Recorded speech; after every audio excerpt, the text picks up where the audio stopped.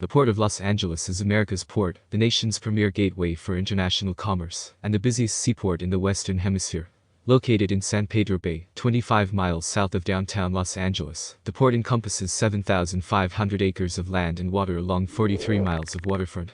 Handling diverse commodities from avocado to zinc, the Port of Los Angeles features both passenger and cargo terminals, including cruise, container, automobile, breakbulk, dry and liquid bulk, and warehouse facilities that manage billions of dollars worth of cargo each year.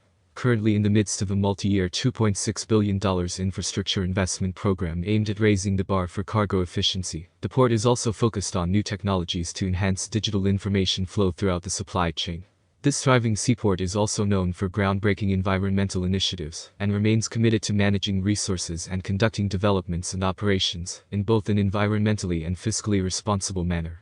The port has also built a strong reputation for its progressive security measures and community engagement. For the last decade, the port has also been at the forefront of revitalization of the waterfront, improving public access to the water, developing public-friendly amenities and infrastructure, and transforming the harbor's shoreline into a world-class visitor destination. The Port of Los Angeles is one of the world's busiest seaports and leading gateway for international trade in North America, and has ranked as the #1 container port in the United States each year since 2000. In 2020, the port moved 9.2 million 20-foot equivalent units, sustaining its top rank among U.S. ports. A late-year surge of pandemic-induced consumer spending helped boost volumes to near 2019 levels, making calendar year 2020 the fourth highest volume year in the port's history. In June 2021, the Port of Los Angeles became the first port in the Western Hemisphere to process 10 million container units in a 12-month period, closing out fiscal year 2020-2021 with nearly 10.9 million 20-foot equivalent units. In May 2021, the port processed more than 1 million 20-foot equivalent units, the busiest month ever in the port's 114-year history, and the first time a Western Hemisphere port has reached the 1 million milestone in 1 month.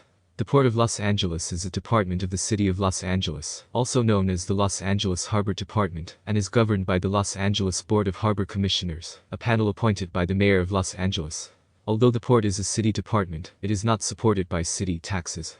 Operating as a landlord port with more than 200 leaseholders, the port instead generates its revenues from leasing and shipping service fees. The port's jurisdiction is limited to the Harbor District, which includes property in San Pedro, Wilmington, and Terminal Island. All port operations are managed by the Board of Harbor Commissioners, in accordance with the public trust doctrine to promote maritime, commerce, navigation, fisheries, and public access to the waterfront.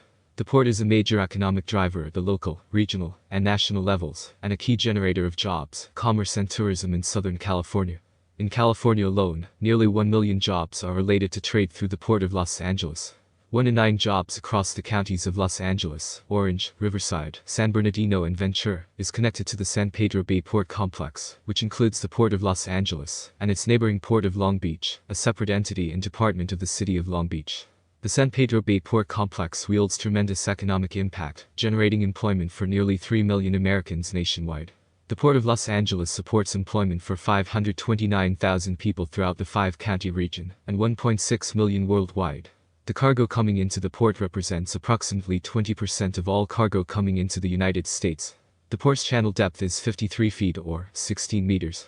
The port has 25 cargo terminals, 82 container cranes, 8 container terminals, and 113 miles or 182 kilometers of on-dock rail. The port's top imports were furniture, automobile parts, apparel, footwear, and electronics.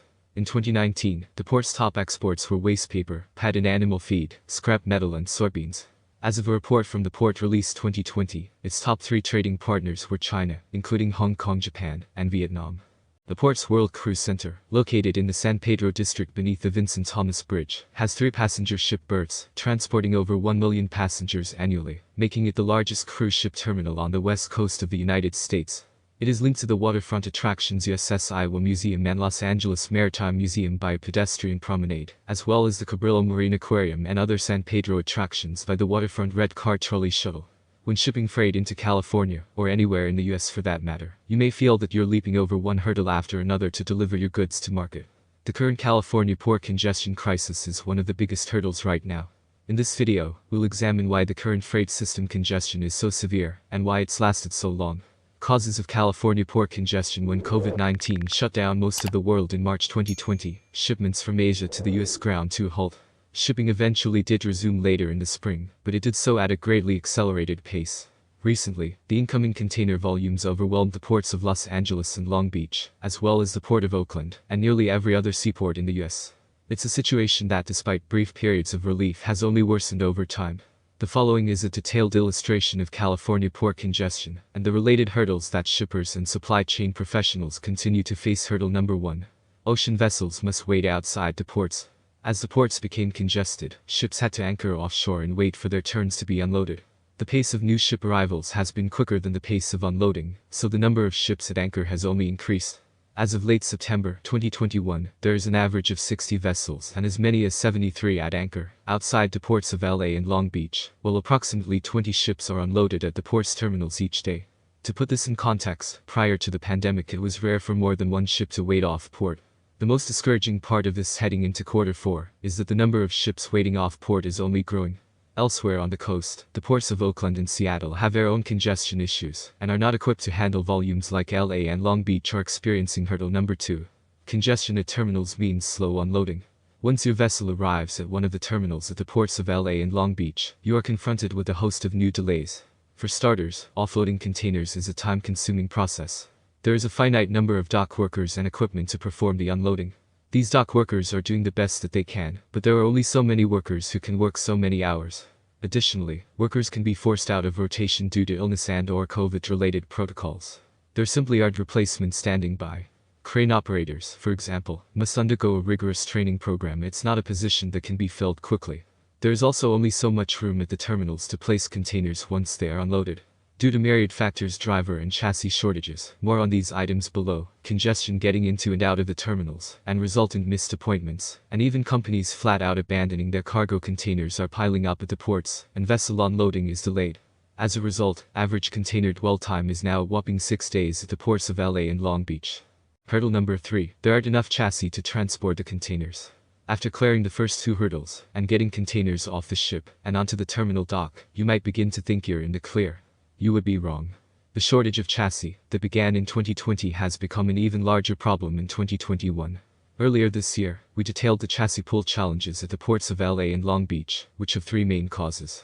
Due to port congestion, a chassis rented from a chassis pool is typically not returned for at least a week. This means that they're sitting in warehouse yards and overflow lots, and not back in circulation. The ports of LA and Long Beach, and its terminals, are allotting most appointment slots for dual transactions and allowing for very few single transaction appointments. This means that chassis sit idle as drayage providers who need single transactions must wait for appointments to open up. The ports of Los Angeles and Long Beach have one giant chassis pool, the Pool of Pools, in which the port's 3 largest chassis companies, DCLI, Track and FlexiVan, share chassis rental responsibilities. Under the new rules, terminals are only allowing visits from trucks with specific chassis during designated time periods, thereby limiting the times that drayage providers can return chassis to the ports. Importantly, the chassis problem also exists at the Port of Oakland and at other ports nationwide. The problem is so severe that even companies that pay extra for express service with ocean carriers, in which a carrier guarantees a chassis, are not able to secure a chassis on the land. Hurdle number 4. The drayage driver shortage is still very real. Even with the container offloaded and a chassis procured, your distribution process could still be stalled. The reason? There aren't enough drayage drivers to meet the demand. Just like dock workers and crane operators, there are only so many drivers that can handle the current surplus of container freight. These drivers must stick to hours of service regulations which limit the amount of time they can be behind the wheel without rest. Also, like dock workers, drivers have been hit hard at times by COVID-related illness and family responsibilities.